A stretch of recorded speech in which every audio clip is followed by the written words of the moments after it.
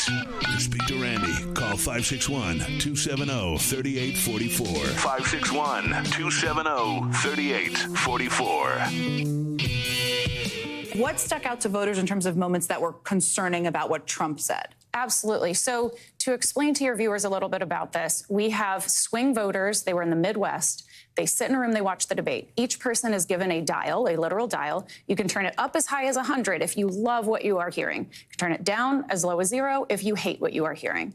And the biggest takeaway is every time Donald Trump opened his mouth, those dials dropped. They just absolutely plummeted. Voters did not like... Who are these voters, just so people understand? These are swing voters. Swing voters. Who are saying they are either undecided or they may change their mind in the election. They have not locked in their vote choice. And so they're watching this because they are trying to decide. This is a choice between two candidates. We are watching them watch their choice. And when they saw Donald Trump and when they heard from Donald Trump, those dials dropped. They dropped in particular when he talked about January 6th. They dropped when he talked about Roe, which doesn't get as much post-game follow-up, but he doubled down on being proud of overturning Roe in that debate. And the voters took notice of that. And when he 3 times refused to say he would accept the results of the election unless he liked the results, those were his absolute bottom-out moments. And the president did land really good punches on him. Some of the most standalone statements that the viewers watching, the people in our dials responded to is, the only felon is sitting across from me in this room. That was one of the most standout lines of the night in the discussion. All right, so that's a pollster. Her name's Molly Murphy. And, you know, I was talking about the dials, right, that they used to show that on the TV. They used to have it live while the debate was going on. I guess it was, you know, annoying, I don't know, or the candidate that the media was rooting for the horse race to continue wasn't doing what they would hope. I don't know. But they stopped doing it. They stopped showing it to you. But it still happens. It's a focus group. This one happened to be independent voters, swing voters in the Midwest, which goes back to Casey at Magalocos. Well, the people in the middle of the country, you know, they were the people in the middle of the country, and they hated how he bragged about taking away the right to choose, and they hated the January 6th explanation, and they hated that he wouldn't accept a free and fair election result. Okay, and he bottomed out with them when he kept on, you know, rehashing these lies, and this very proud moment where he took a right away, something the Supreme Court has never done in the history of this country. The Supreme Court has never taken away a right. And once you take away one, the rest just fall into place. It's just so much easier to take them away. Just so much easier to say free speech is what we say it is. Free speech isn't, you know, being able to do this or that or stand on a soapbox and say, if Donald Trump doesn't like what you're speaking, then he can have you arrested. It's part of his official duty as president to keep America safe from opposing viewpoints, because it gets so hostile, you know, and he doesn't want any more of the political violence. And so he's doing it to protect you.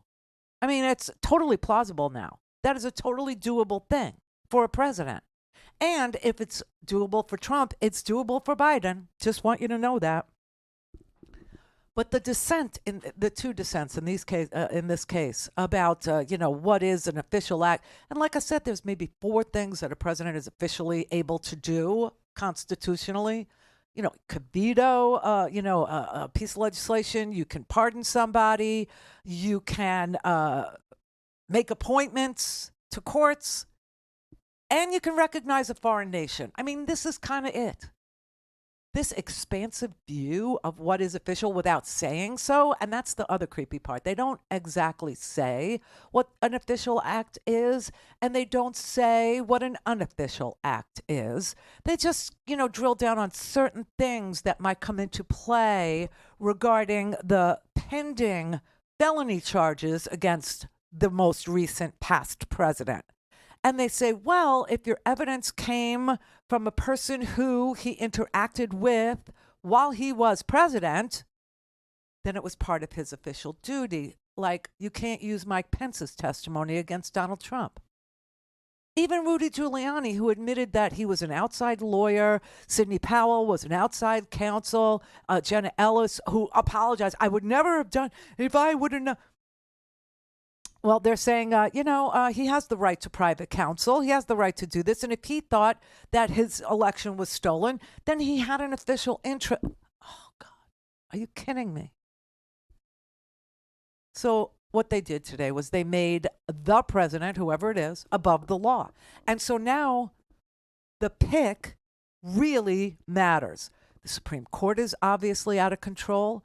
The administrative state, which keeps us, I mean, if you're so against the administrative state that you agree with the decision to overturn 40 years of precedent in this Chevron deference decision, if you think that was the right move by the Supreme Court to undo 50 years of Roe, to undo 40 years of Chevron, 18,000 court cases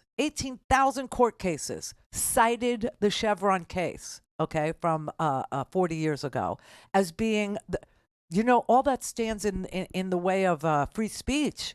The only decision, listen, every decision that has to do with free speech is going to quote New York Times versus Sullivan, okay?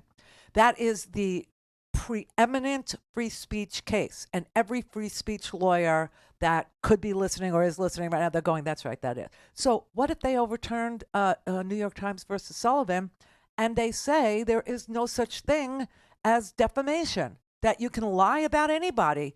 You can do whatever you want. You can, there's no such thing as a public figure. There's no such thing as free speech in the news. If the president disagrees with what you're writing or what you're saying about that, he can have you arrested for disrupting the peace. I mean, these are precedents that we all organized our lives around, and now 2 of them are gone. So if you're all about getting rid of the EPA, then you know what? You're going to have to drink bottled water as soon as Biden leaves the White House. Start buying bottled water, because the water is not going to be safe and clean. Okay, we're all gonna. It's going to be like 50 states of Flint, Michigan, for those of you who really have a short memory. No, seriously, I mean, nobody's water is going to be free of lead or free of whatever, mercury in the fish. Fine. Eat up everybody. So this is just a crazy direction we're going in. Like, seriously sick. And it's all because these old bastards, these old conservative freaks that have been sitting and ruminating and simmering in their own bile, their own hatred, their own grievances, are finally the majority. And Donald Trump made them that. And they owed him.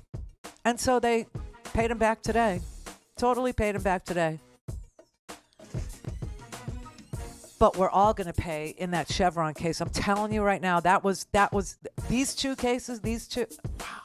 This is going to reverberate from this day forward. These 2.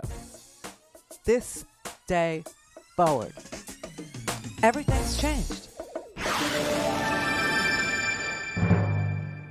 Don't have time to listen to the live show? Want to hear more on your schedule? Go to randyrhodes.com and buy a stinking podcast.